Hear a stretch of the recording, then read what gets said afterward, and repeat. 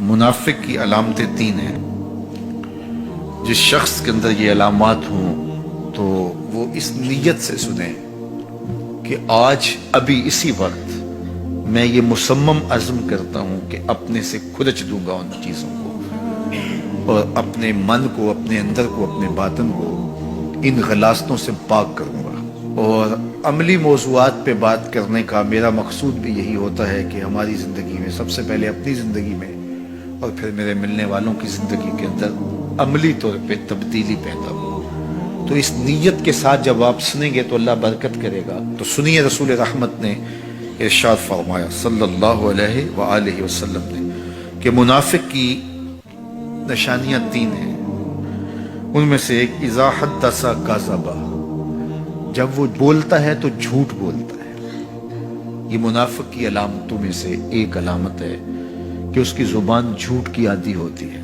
زندگی میں جھوٹ سے اپنے آپ کو بچائیں، یہ زہر قاتل ہے، اندر اجاڑ دیتا ہے، آپ کا معاشرے سے اعتبار ختم کر دیتا ہے اور آپ کی رسوائی کا سبب ہے۔ دوسرا ارشاد فرمایا وَإِذَا وَعَدَ أَخْلَفَ، جب وہ وعدہ کرتا ہے تو وعدہ خلافی کرتا ہے۔ یہ منافق کی علامت ہے کہ وہ وعدہ پورا نہیں کرتا۔ میرے حضور کسی سے وعدہ کرتے ہیں کہ تیرے آنے تک یہاں کھڑا ہوں، اور وہ جا کے بھول جاتا ہے۔ میرے حضور 3 دن کھڑے رہتے ہیں، 3 دن کے بعد اچانک وہاں سے گزرا، دیکھا تو حضور کھڑے ہیں۔ بڑی شرمندگی ہوئی، ڈرتا ہوا آگے بڑھا، صرف اتنا کہا یار تو نے مشقت میں ڈال دیا۔ 3 دن تک میرے حضور کھڑے، اور میں کہتا ہوں وہ تو 3 دن بعد واپس آ گیا۔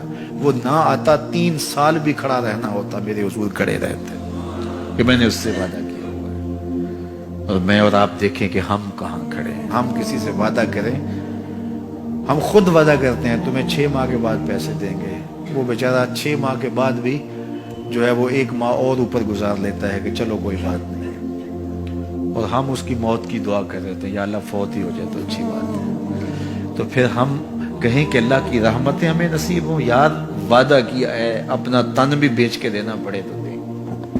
جو وعدہ کیا ہے جہاں کھڑے ہوئے ہیں وہاں کھڑے رہیں گے، چاہے اس کی کتنی بھی اذیت ہمیں کیوں نہ سہنی پڑے۔ جب وعدہ کیا ہے تو پھر اس کو پورا کرو۔ تیسری بات میرے حضور نے ارشاد فرمائی وَإِذَا اؤْتُمِنَ خَانَ، جب اس کے پاس امانت رکھی جائے تو خیانت کرے۔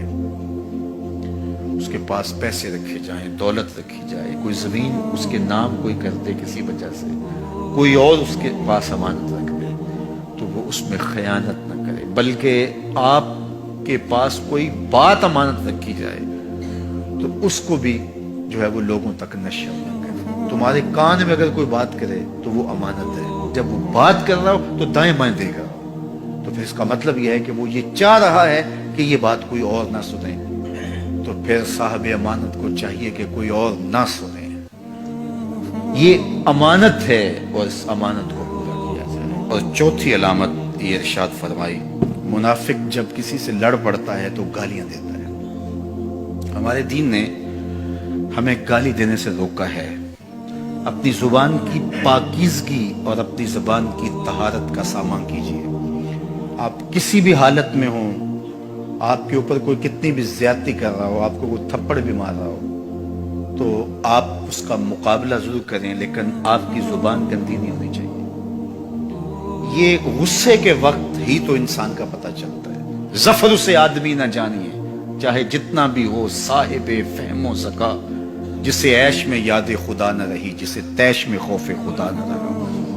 عیش کی زندگی ہو یا تیش کی زندگی، خوشی کا مرحلہ ہو یا مرحلہ غم ہو، آپ دیکھو نارمل زندگی کے اندر تو آپ معتدل ہوں گے ہی ہوں گے، لیکن جب آپ کا بیلنس خراب ہوتا ہے خوشیوں کے وفور کی وجہ سے، اس وقت پتہ چلے گا۔ یہ ہے انسان کا امتحان، یہ ہے انسان کی آزمائش۔ منافق کی علامت بتائی گئی وَإِذَا خَاصَمَ فَجَرَ، جب وہ کسی سے لڑائی کرتا ہے تو پھر گالیاں بکنا شروع کر دیتا ہے۔ یہ منافقوں کی علامات میں سے ایک علامت ہے، جب وہ لڑتا ہے تو گالیاں بکتا ہے، جھوٹ بولتا ہے، امانت میں خیانت کرتا ہے، اور عہد کرے تو اس کی پاسبانی نہیں کرتا۔ اللہ ہمیں عہد کی پاسبانی کی توفیق دے۔